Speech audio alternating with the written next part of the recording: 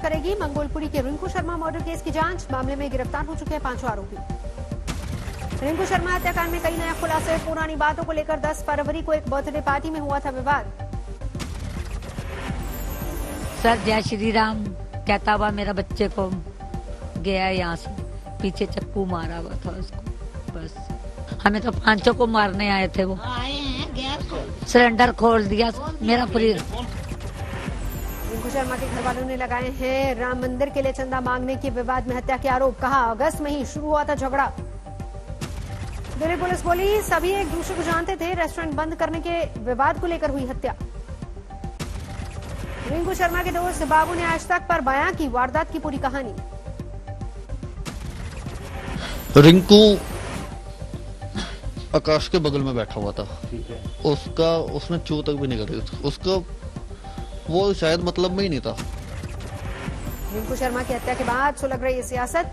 मंगोलपुरी इलाके के घर में लगातार पहुंच रहे नेता, इलाके में बीएसएफ की तैनाती। रिंकू हत्याकांड को लेकर अभिनेत्री कंगना रनौत ने मुख्यमंत्री केजरीवाल पर उठाए सवाल। कहा उम्मीद है आप रिंकू के परिवार से भी मिलेंगे। 26 जनवरी को लाल किले पर हिंसा के आरोपी दीप सिद्धू के खिलाफ जांच तेज। गिरफ्तार दीप सिद्धू को तफ्तीश के लिए आज लाल किला ले जा सकती क्राइम ब्रांच की टीम। दिल्ली एनसीआर में घने कोहरे का कहर। नोएडा में यमुना एक्सप्रेसवे पर धुंध की वजह से आपस में टकराई 6 गाड़ियां। जबरदस्त सड़क हादसे में डबल डेकर बस भी क्षतिग्रस्त, 10 से ज्यादा लोग जख्मी। कन्नौज में लखनऊ आगरा एक्सप्रेसवे पर बड़ा हादसा, ट्रक से टक्कर में सभी 6 कार सवार लोगों की मौत। लखनऊ से बालाजी दर्शन के लिए जा रहे थे सभी कार सवार, तालग्राम इलाके में हुआ हादसा। ड्राइवर की नींद बनी, हादसे की मुख्य वजह खड़े ट्रक में घुसी कार।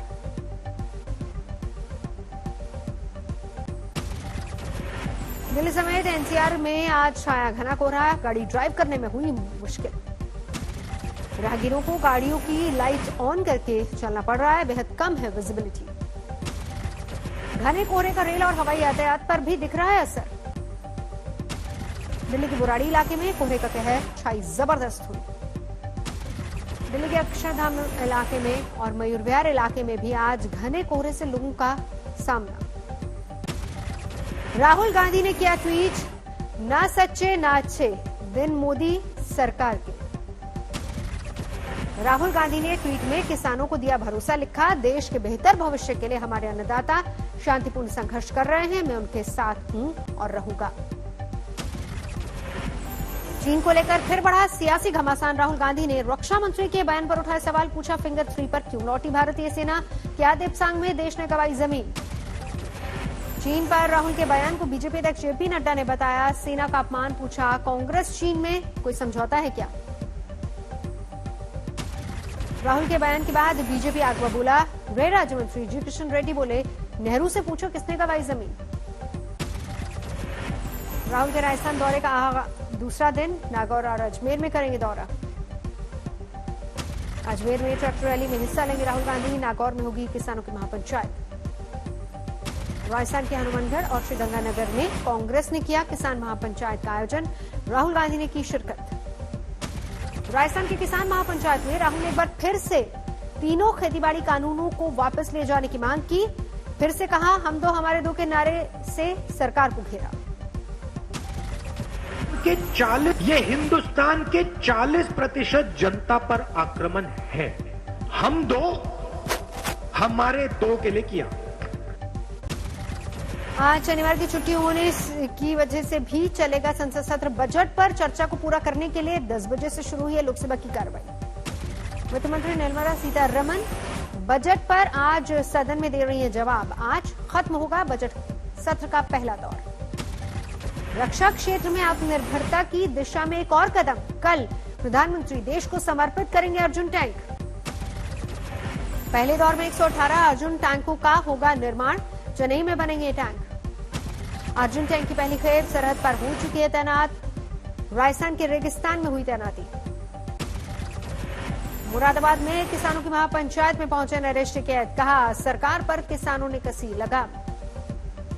अमरोहा में किसानों ने नरेश टिकैत का स्वागत किया, बीच सड़क पर पिलाया दूध, खिलाया गुड़।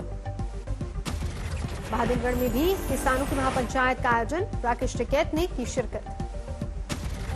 लुधियाना में किसानों की महापंचायत, कानून वापसी की मांग को लेकर केंद्र सरकार पर निशाना। अमृतसर में 148 दिनों से जारी है किसानों का धरना, यात्री ट्रेनों की आवाजाही पर असर। बंगाल चुनाव से पहले ममता बनर्जी को एक और झटका, टीएमसी से सांसद दिनेश त्रिवेदी ने राज्यसभा में किया इस्तीफे का ऐलान। मैं आज यहाँ से इस्तीफा दे रहा हूँ और देश के लिए, बंगाल के लिए हमेशा हमेशा जिस प्रकार लिए भी एक ड्यू प्रोसेस काम के लिए भी एक इस्तीफे के बाद दिनेश त्रिवेदी को बीजेपी ने दिया न्योता, कहा जब चाहें पार्टी में स्वागत। पश्चिम बंगाल में लेफ्ट ने बुलाया 12 घंटे का बंद, बर्दवान में सीपीएम और टीएमसी कार्यकर्ता आपस में भिड़े। कोलकाता में लेफ्ट के बंद का दिखा असर, कई इलाकों में प्रदर्शनकारियों ने रेल रोक दी।